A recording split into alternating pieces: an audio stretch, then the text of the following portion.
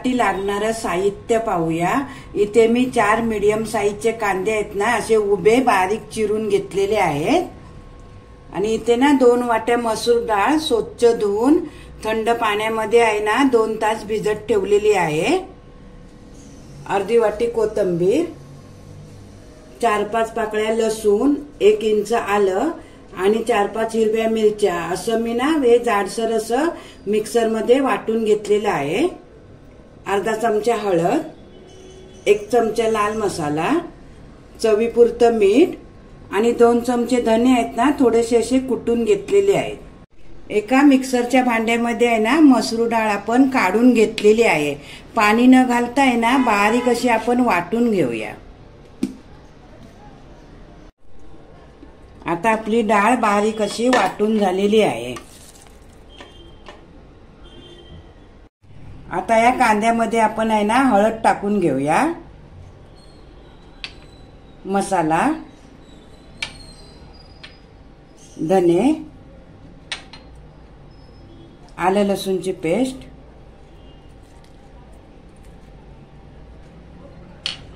कोथिंबीर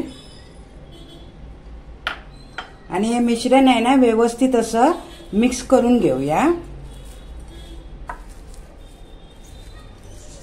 आता आपलं सर्व साहित्य मिक्स करून झालेलं आहे।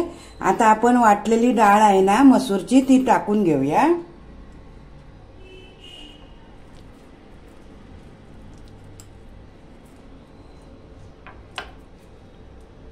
चवीपुरतं मीठ,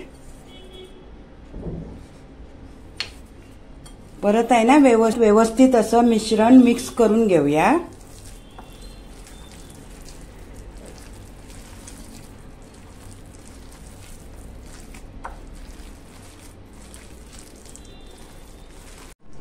आता आपलं सर्व मिश्रण आहे ना व्यवस्थित असं मिक्स करून झालेलं आहे। कढईमध्ये तेल गरम करायला ठेवलं होतं, तेल ना गरम झालेलं आहे। आता आपण भजी करून घेऊया। हे बघा अशी हातामध्ये घ्यायची आहे आणि अशी सोडायची आहे।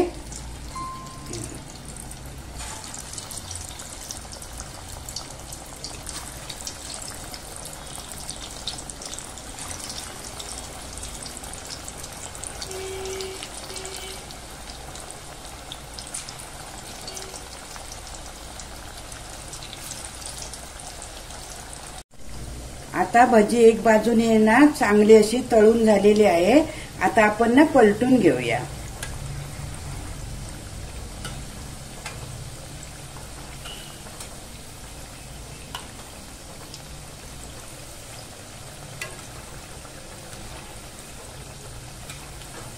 भजी ना दोन्ही बाजूने अशी कुरकुरीत होईपर्यंत तळून घेऊया।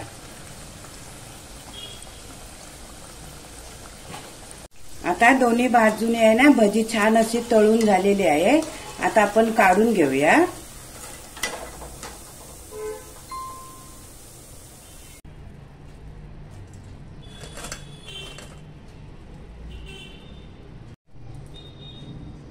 अशा प्रकारे आपण ना सर्व भजी तळून घेऊया।